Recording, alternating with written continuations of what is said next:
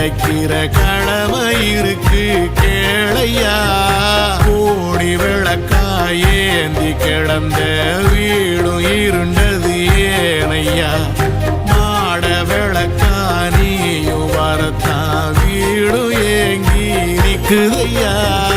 எத்தனை சாமி வந்ததையா, இது எந்தெந்த சாமி தந்ததையா.